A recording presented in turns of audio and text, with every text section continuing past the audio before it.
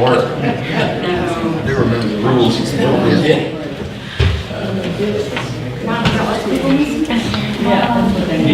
Tony, more Chad.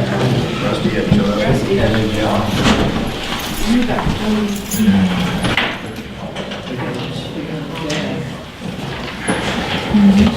I might move down.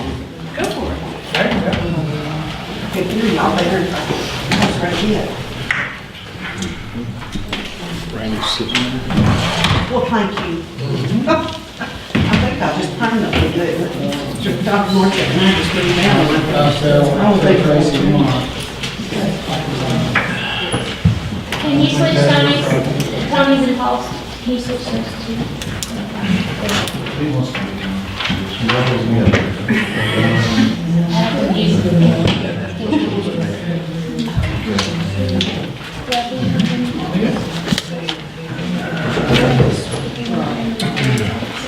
Well, I'm sure that doesn't sit well with Tony at all. Not to be here.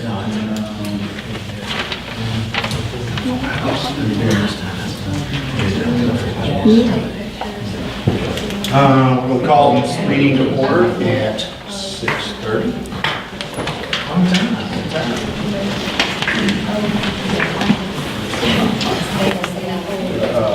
Pledge allegiance. I forgot. Let's pray. Father in heaven, we thank you for this opportunity to be here, and thank you for this school district and the people that are here and the students that are here. God, we ask you to watch over this meeting and give us all the wisdom that we need to make the right decisions for our students. God, and we ask that you go with us after we leave here and keep us safe. In your name we pray, amen. Raise the flag over your right hand shoulder. I pledge allegiance to the flag of the United States of America and to the republic for which it stands, one nation, under God, indivisible, with liberty and justice for all. Now the Texas flag. I honor the Texas flag. I pledge allegiance to thee, Texas, one state, under God, one indivisible. Okay, look at the sign-in sheet. We've got Michael Thompson to speak to the board about the dress code.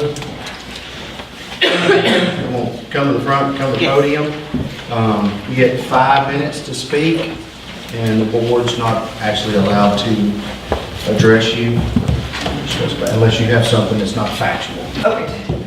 Get somebody to do a timer.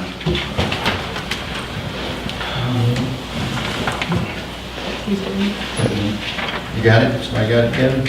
I'm getting there.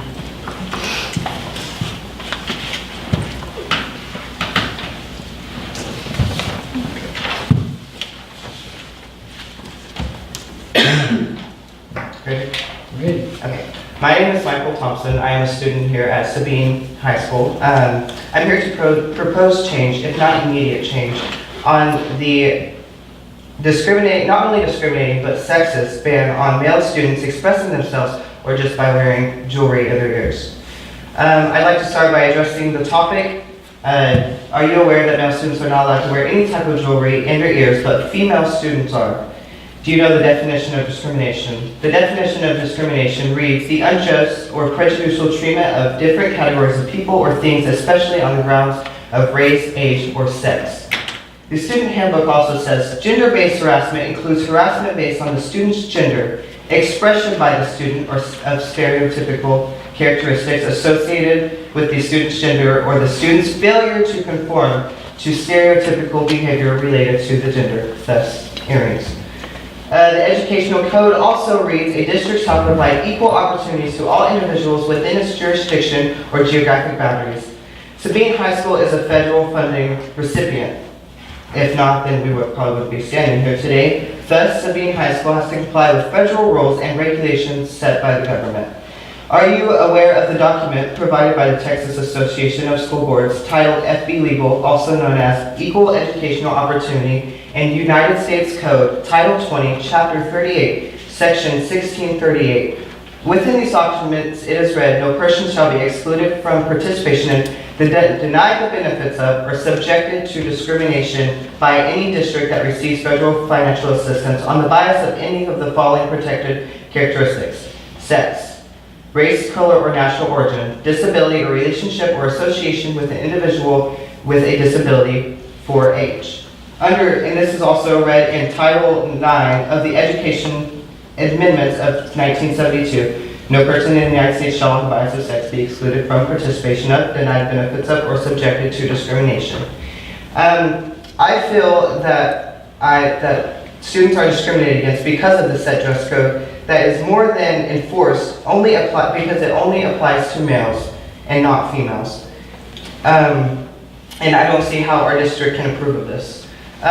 My personal experience, when one day I wore earrings to school because I know by the code of federal regulations that I can assert my right that I feel is being infringed on by the student dress code, that when I tried to assert my right by wearing the earrings, I was pulled out of my class where I was learning, and I was confronted by my principal and an officer. And I was told that if I was not able to conform with the set dress code, or if I was not able to conform with set dress code or conform with my gender stereotypes, I was basically allowed, to leave and not come back. Which is prohibited by on his part by federal regulations code, which is read, "A district shall not appear, intimidate, threaten, retaliate against, or interfere with any person who attempts to assert a right protected by the above laws or cooperates with investigation and enforcement proceedings."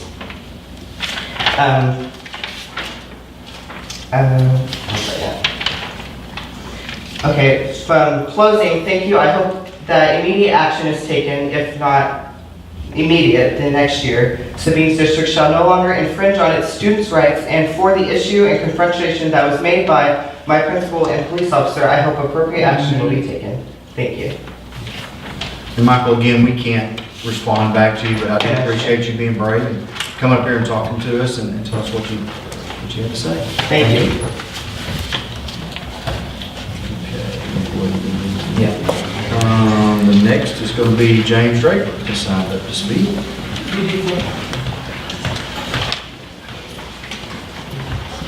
Good evening, school board. Good to see y'all again. Again, without my reporter hat on, but rather with my Kilgo Arts Festival hat on. I'm happy to say that I'm going to be transferring that hat to the City of Kilgore's new events coordinator and Main Street manager, Sonia Trout, who is, just for the sake of saying, she came to us from Australia in January, and she is rocking and rolling. And she really took initiative and agency with this most recent Kilgo Arts Festival. And so y'all can expect to see that the festival will hopefully, double in size, triple in attendance in the coming year. But in the meantime, we get to celebrate with you again your students who did an excellent job exhibiting in the 2018 festival as in years before.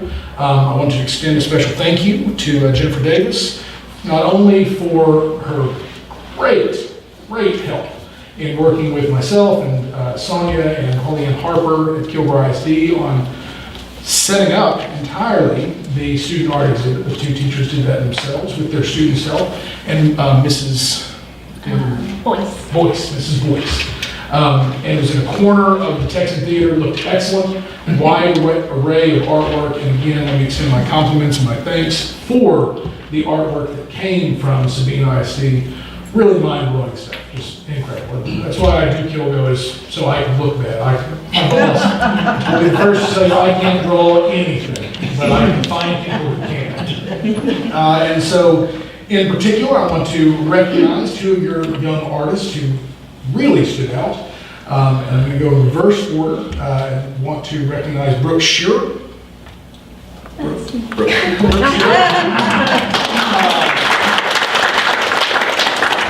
We had 3 judges again this year, and they chose Brooke's piece, A Wild Thirst, which was kind of a surreal image. Did I say that correctly?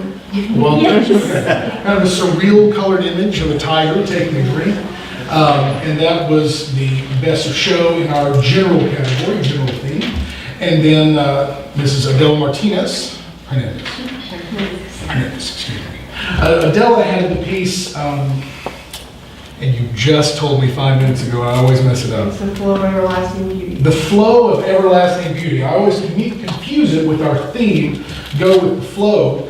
And Adela's piece just beautifully rendered that theme. And our judges went right to it. It stuck with them. And they awarded it without any further debate. It was just an exceptional piece. There was a real kind of blend of color in there where you had some elements of Van Gogh in the painting and then some, just the emotion in the piece of a young woman standing under a tree on a hill with that Van Gogh swirls. It was great. It was great. And so, again, thank you. Congratulations to both of you. Sonia has the actual checks that they're really looking forward to. But for the meantime, you get me saying thank you again and continue moving forward. We hope to see what you have next year. Great. Thank you, James.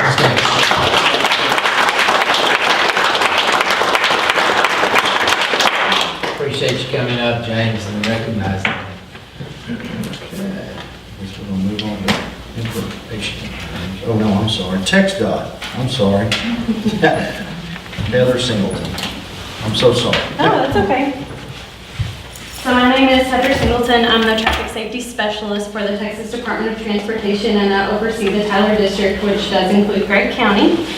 And to just be brief, I educate on traffic safety, but I'm also a program manager for grants that we offer from the Traffic Safety Division at TxDOT.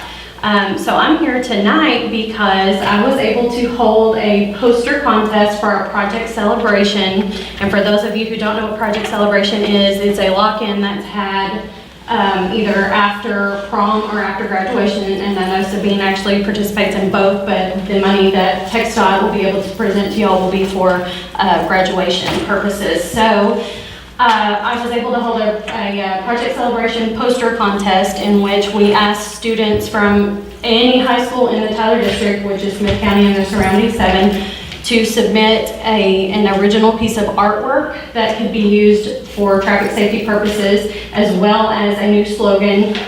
Some of the criteria was the fact that everything had to be original artwork, had to be original messages, and we wanted just creativity to be shown in something that really inspired traffic safety in the communities.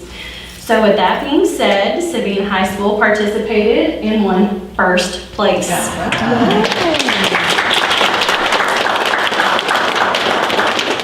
Very happy to let you know that TxDOT will be reimbursing you with a mini grant of $1,500 for the Project Celebration graduation. That's awesome. Now I'd like to introduce to you the artist who made an amazing poster, and I believe all of you have already seen it, according to Ms. Davis. And I would like to present to you Mr. Braden Stice.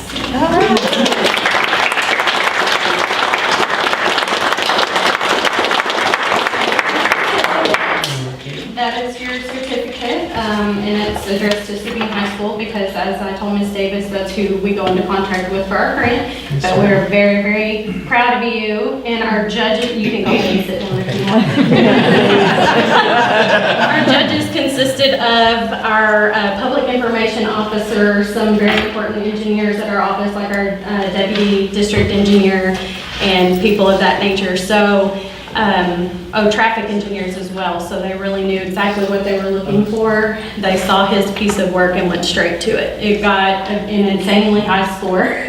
So I just wanted to thank y'all again for participating, and I hope next year we can try to do this all over again. Thank y'all very much. Thank you.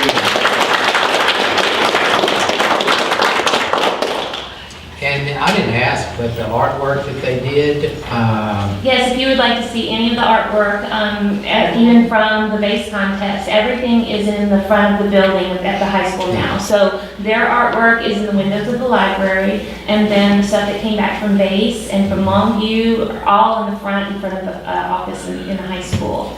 And then you can look for Bragan's in the Liberty City News thing. He's also going into some newspapers. He's got, it's going out quite Yes, and it's also, his original artwork is displayed in the front of the Tyler District Office, so anyone who comes into TxDOT District Office will see that he won first place. Oh, that's so good. Yes. That's so good. Well, congratulations to all three of y'all students. That's great. And we appreciate the work that TxDOT does with us. And Ms. Davis, thank you for the work you do with us. Yes. Very much. Every year. So. Okay. Anybody wants to leave now, feel free. You understand, you're not hurting our feelings, go ahead. Come on, these kids are right out here. Now, Brooke, Thank you, Dawn. there's something down here that probably will interest you, you should stay for, but you don't. Try to build a new softball field. Two-way go. Man, that took a lot of work in there. Okay, well, we got district and campus news. Okay, we'll go ahead and look at any more campus news. Coach Sean, do you have any more campus news? I have a little bit. Comes in with a handout. Yeah. Have a little bit. Trying to pull out again.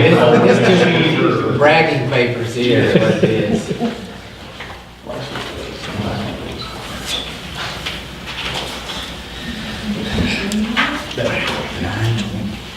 Okay, what you have in front of you are the final results for the academics spring meets, UIL meeting, held on March 21st and March 28th. Totals at the first, Sabine High School had 920 points. The nearest school was Harmony with 180. So, Yeah, what's as I said before, whenever middle school and elementary had theirs, I said I felt confident, but not overconfident. But after this, I feel overconfident that they did a very good job. Looking at the list of results, you will see in 23 of the 25 events that we had, Sabine High School had a student that was first. In several events, we went 1, 2, 3. Some we went 1, 2, 3, 4. Just a fantastic job from a group that works daily to try to improve.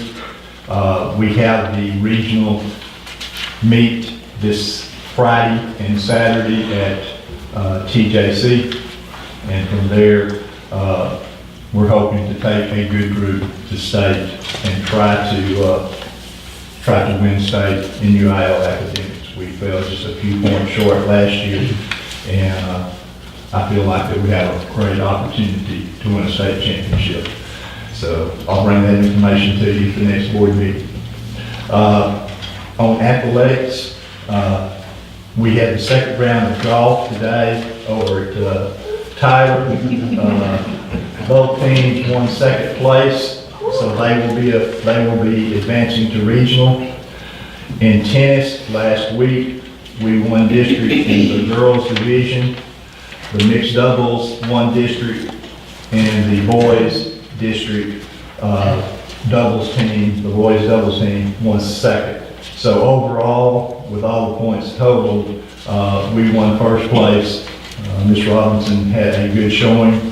The girls did win every event in girls tennis. So great job by them. District track is Wednesday and Thursday at West Rusk.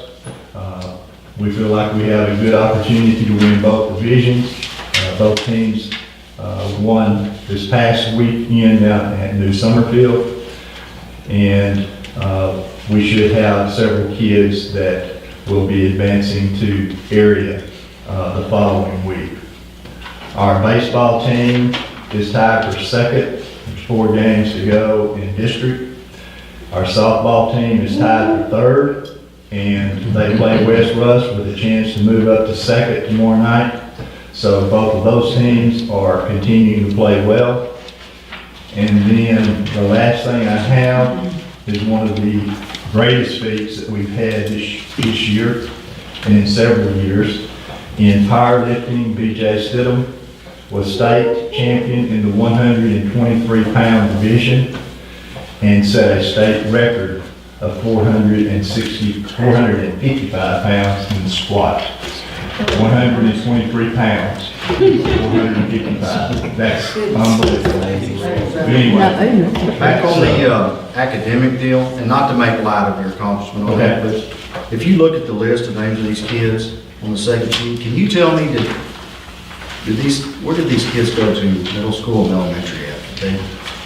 from, Oh, okay. I was just saying, I was trying to figure out where they got their foundation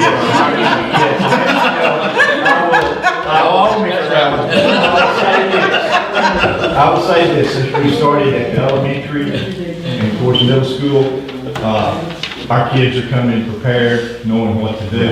And, our sponsors and our coordinator and our principal is very happy to have both of those people now. They're happy. Right.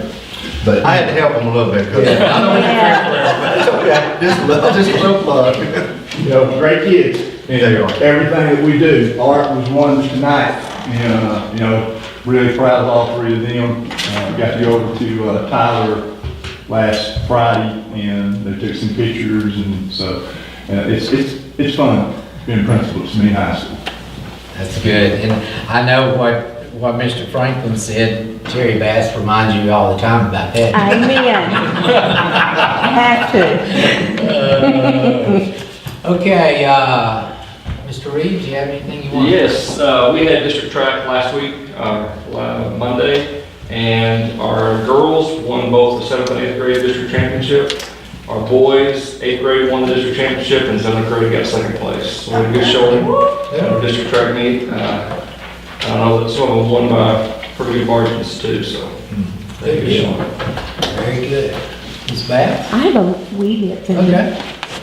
These kids will be yours before you know it, but some of our GT kiddos attended what they call the academic rodeo at East Texas Fairgrounds over in Tyler. And we had 2 kiddos out of one kiddo in 4th grade got 1st place in the agricultural identification contest. There was 172 students that participated, and it's like picking out fruits and vegetables, but not bananas and, easy things. So he's given like an animal, and he has to go, identify quickly all kind of herbs and things of that nature. So out of 172 kiddos, he placed 1st, and that's Cooper Sampson, smart kiddo. He's going to be good in UIL. And the second student is a 2nd grader, Tucker Rojas. He placed 2nd out of 321 entries in art. And then each sponsor, which our sponsor is Dana Corbett, which is our GT teacher, they elected Ms. Corbett to be Teacher of the Year over all the academic rodeo. Sponsors actually selected Dana to be Teacher of the Year, so we were very, very proud. I got to go over and present her award and speak some kind words about her. So we're doing some good things, and we are a start, Mr. Sean. But we've got some smart kiddos, and I'm very proud of them. Good deal. Good deal. Thank you very much. We have a lot of good things going on. There's as you can tell in your packet, coming up, there's not any days at all that there won't be activities going on. So y'all took a look at that list, but anyway, we'll get there. Okay, anything else on that agenda item at all? Okay. And we'll look at accounts payable. If there's any discussion. Anybody have anything they want to look at now? Okay, the consent items, we got minutes of meeting, tax collections. Yes. And we'll do all those at once. Yeah, do all those at once. items. Somebody got anything they want to look at? I have a motion.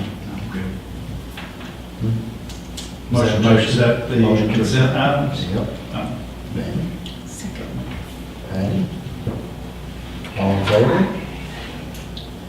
Opposed? It's weird. Yeah, I know.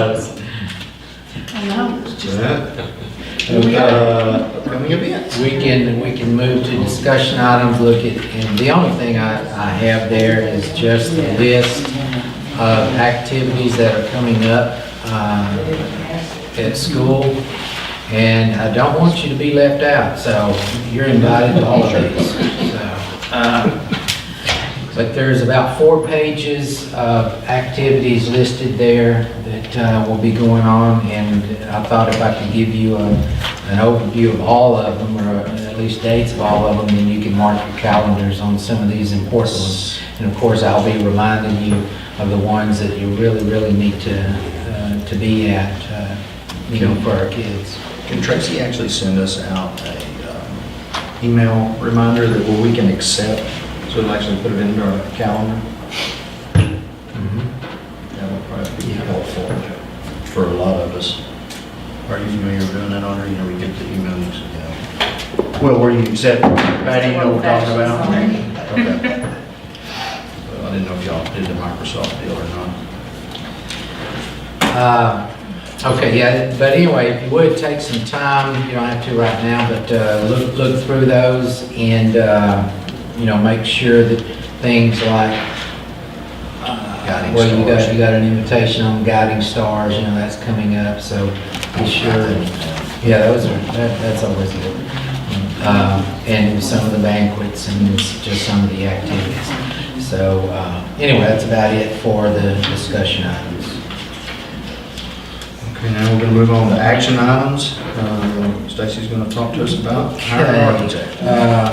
As we've been discussing, looking at building of a softball field or construction of a softball field, and I discussed with you last time 2 different ways that we were looking at it. So we decided that it's going to be in our best interest to go ahead and go with the architect. We had done the RFQs earlier, and I have met with them, and we can't discuss pricing until afterwards.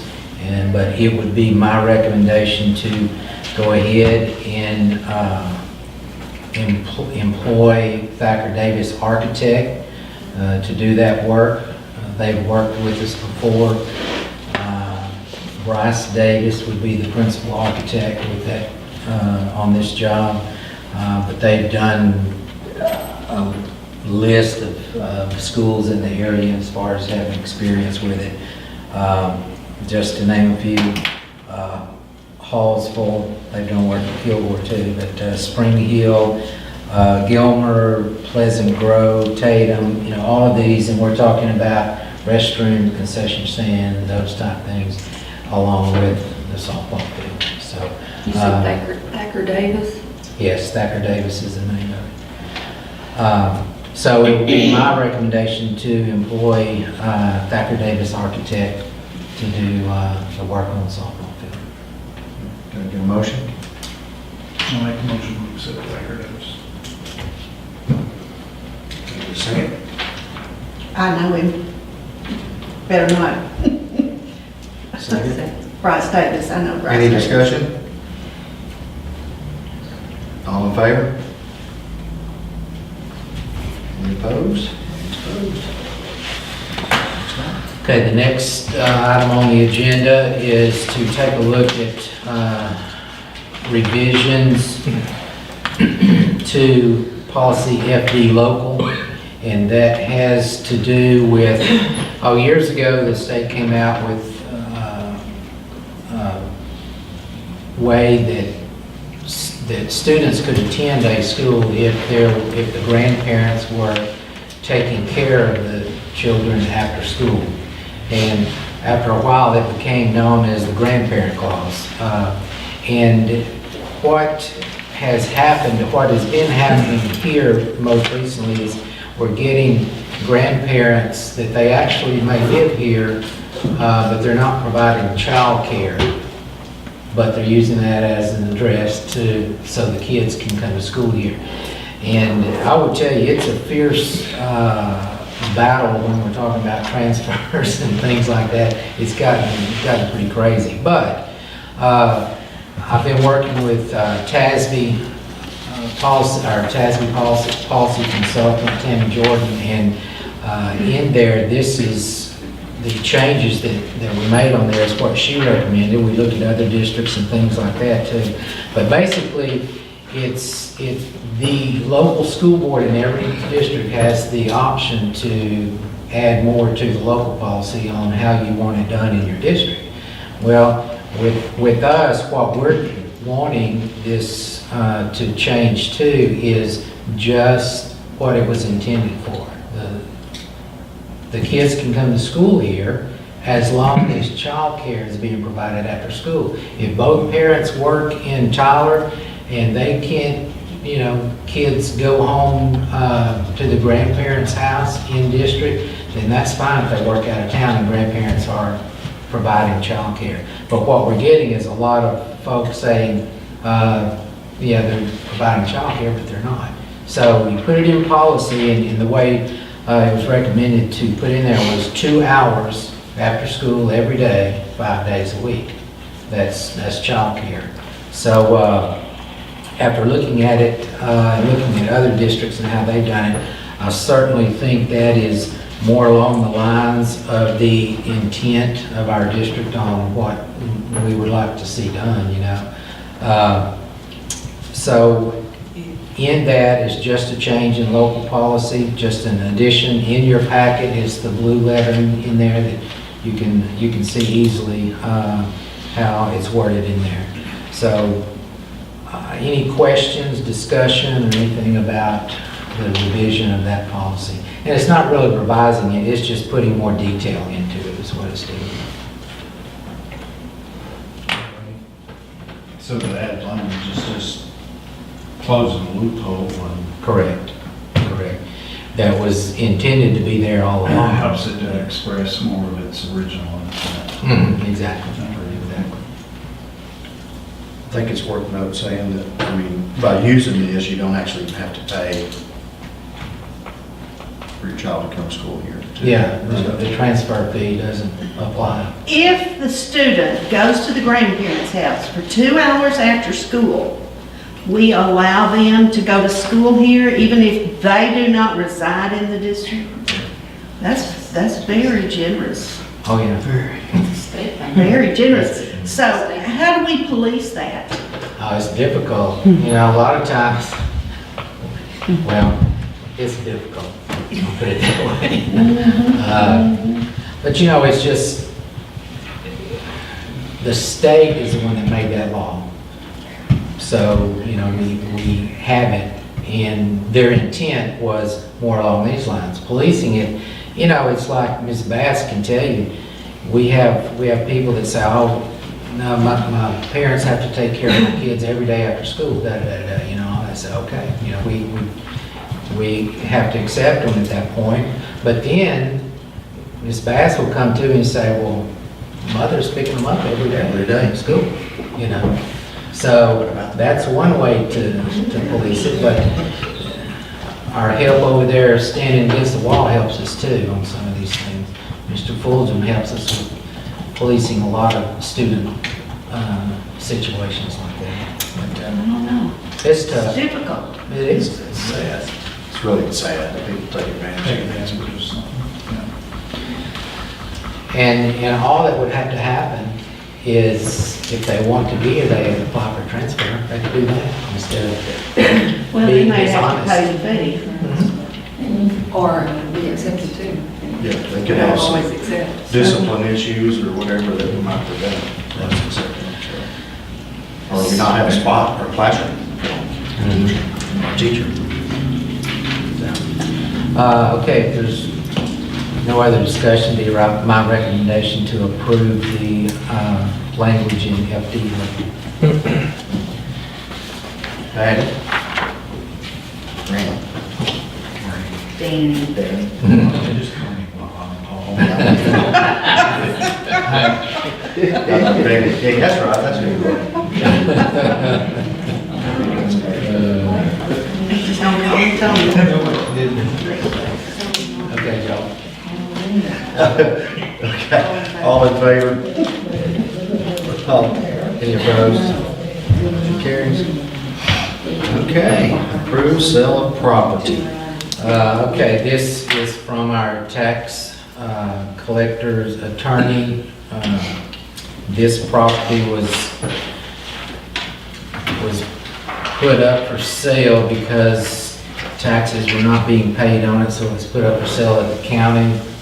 At that point, no one purchased the land at the auction.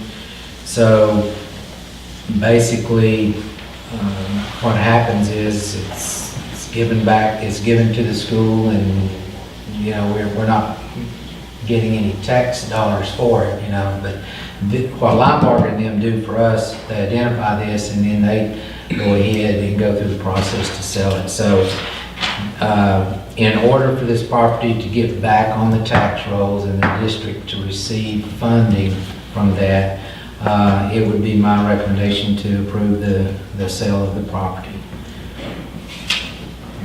And I gave y'all my maps and stuff to see where it was. 2207, just north of 1252, it's 5 acres. Around the corner, it's before you get to 1252 on the west side. We're just selling, I don't know what you're saying. Well, the attorneys will, and they'll For follow the school. the legal And then we just process. get the money for the land? We'll actually get reimbursed for taxes. Yeah, Oh, for the taxes taxes. first, yeah. Past taxes, and then it goes back on the tax On roll. the tax roll, that Okay, collect tax. okay. Makes sense. Any further discussion? Any further discussion? Got a motion? Danny? All in favor? Any opposed? Motion carries. And now at 7:07, we'll go into closed session. All right.